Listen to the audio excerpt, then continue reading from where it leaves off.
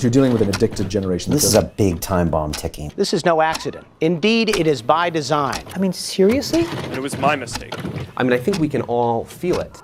To try to make these products as addictive as 400% possible. spike in dopamine. We now know that many of the major social media companies hire individuals called attention engineers who borrow principles from Las Vegas casino gambling, among other places, to try to make these products as addictive as possible. That is the desired use case of these products, is that you use it in an addictive fashion because that maximizes the profit that can be extracted from your attention and data. It literally is a point now where I think we have created tools that are ripping apart the social fabric of how society works. That is truly where we are. The way the technologist Jaron Lanier puts it is that these companies offer you shiny treats in exchange for minutes of your attention and bytes of your personal data, which can then be packaged up and sold. What happened is that the attention economy and this race for attention got more and more competitive. And the more competitive it got to get people's attention on, say, a news website, the more they need to add these design principles, these more manipulative design tactics, as ways of holding on to your attention. You don't realize it, but you are being programmed. Social media tools are designed to be addictive.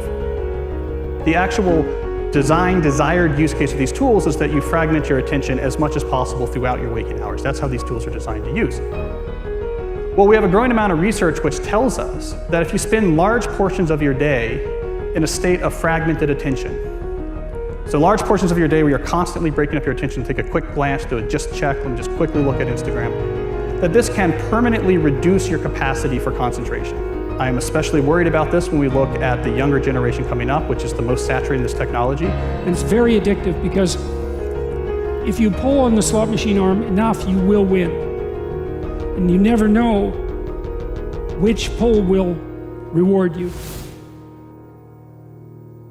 That's an addictive behavior, and it's dopamine that is driving that addiction. So what happens with social media is Robert Sapolsky, who did the foundational research on this at Stanford, calls it the magic of maybe.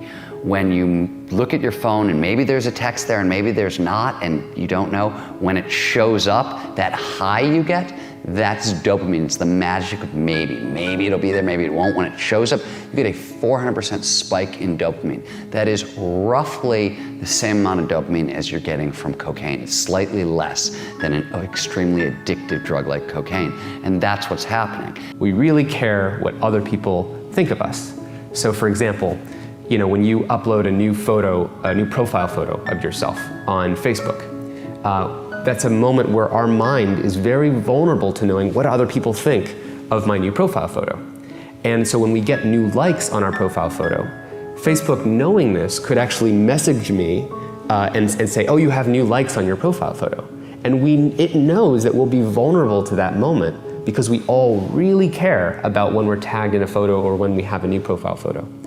And the thing is that they control the dial, the technology companies control the dial for when and how long your profile photo shows up on other people's news feeds. So they can orchestrate it so that other people more often end up liking your profile photo over a delayed period of time, for example, so that you end up having to more frequently come back and see what the new likes are. And it's literally rewiring our brain. Even social media, the challenge is, with these terms like Facebook depression and everything. What's that?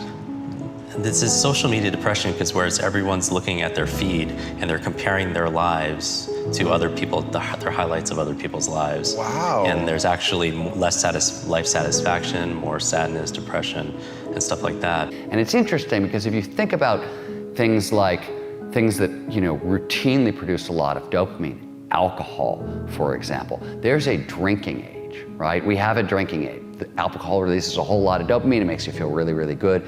We say, okay, you can have that, but you gotta wait. You gotta be 21 years old. We don't do that with social media. We're, essentially putting highly addictive drugs into the hands of kids before they have any natural defenses against them. And what you're seeing with internet addiction, with social media addiction, it's the same thing over and over. It's people trying to change their state of consciousness with a device trying to get at the underlying neurochemical chemistry, and it's very, very addictive. And so I would say the problem with the gadgets, and they're amazing things, is that they interfere with they proximately interfere with medium to long-term goals, I would say. And so I think the first thing you have to do to bring them under control is figure out what it is that their use is interfering with. It has to be something important. Right? So you think, well, I want to do something important. Well, what is that? Oh, it could be personal. Maybe you want to have a relationship. You want to get married. You want to have kids. You want to have a career that's meaningful. You want to have a life. You want to have an Abrahamic adventure and be the father of nations, let's say. Well, you can't be ratting away on your cell phone and doing that. And so I think part of it is to set your sights high and make a plan and figure out who you could be and see if obsessive utilization of smartphone fits into that vision of nobility. And it will partly, because they're unbelievably powerful communication devices, but so often it's for lack of something better to do, and it also interferes. Imagine like when you take that to the extreme, where bad actors can now manipulate large swaths of people to do anything you want. It's a really, really bad state of affairs. And we compound the problem, right? We curate our lives around this perceived sense of perfection because we get rewarded in these short-term signals, hearts, likes, thumbs up, and we conflate that with value and we conflate it with truth. And instead what it really is fake, brittle popularity that's short-term and that leaves you even more, and admit it, vacant and empty before you did it. Because then it forces you into this vicious cycle where you're like, what's the next thing I need to do now? Because I need it back. Think about that compounded by 2 billion people. And then think about how people react then to the perceptions of others. It's really bad. So we know from the research literature that the more you use social media, the more likely you are to feel lonely or isolated. We know that the constant exposure to your friends' carefully curated positive portrayals of their life can leave you to feel inadequate and can increase rates of depression. And something I think we're going to be hearing more about in the near future is that there's a fundamental mismatch between the way our brains are wired and this behavior of exposing yourself to stimuli with intermittent rewards throughout all of your waking hours. So it's one thing to spend a couple hours at the slot machine in Las Vegas, but if you bring a slot machine with you and you pull that handle all day long from when you wake up to when you go to bed, we're not wired from it.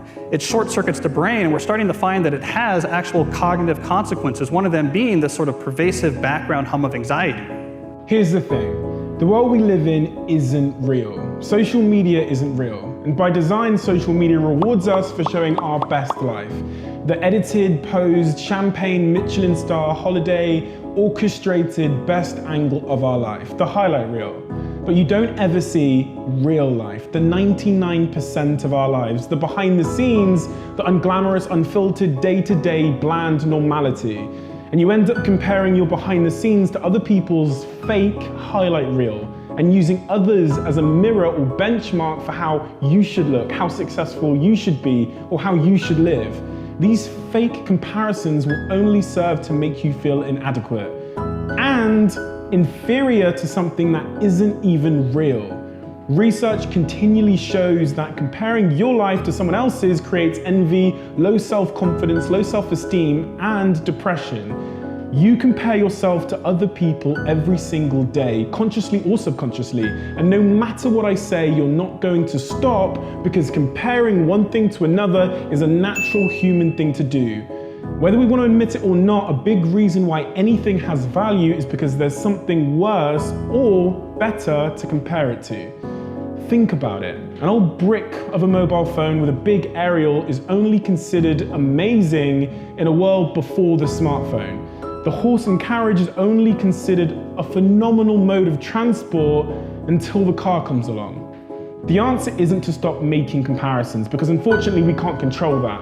But you have to change the object of your comparison from someone else to yourself. You have to measure yourself against yourself. And by doing this, you start at a base point where you consider yourself to be perfectly fine exactly how you are.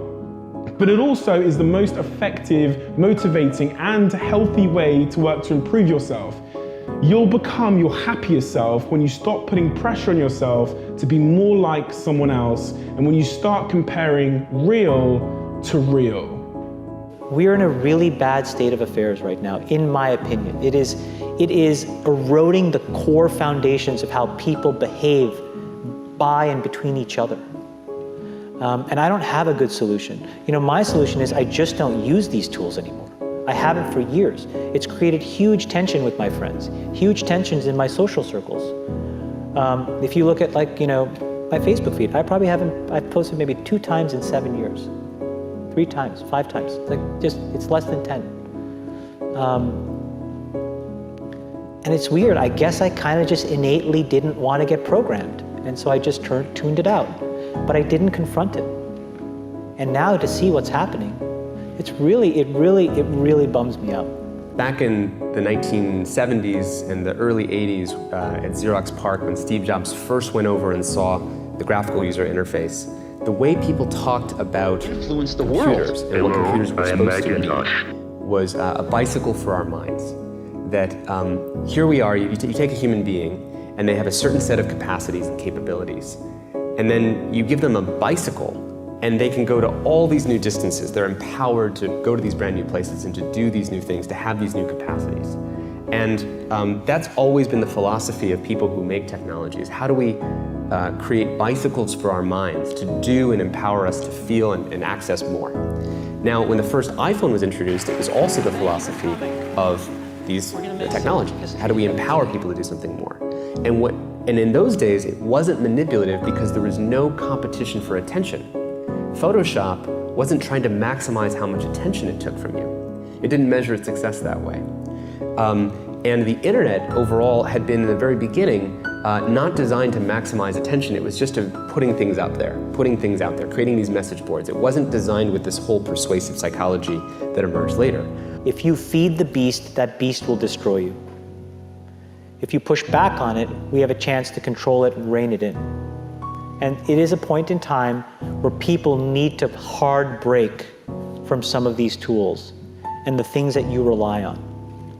The short-term dopamine-driven feedback loops that we have created are destroying how society works.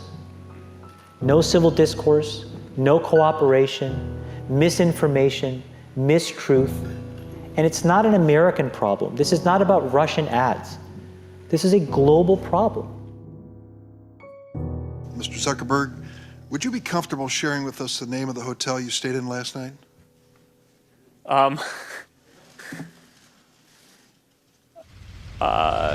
No.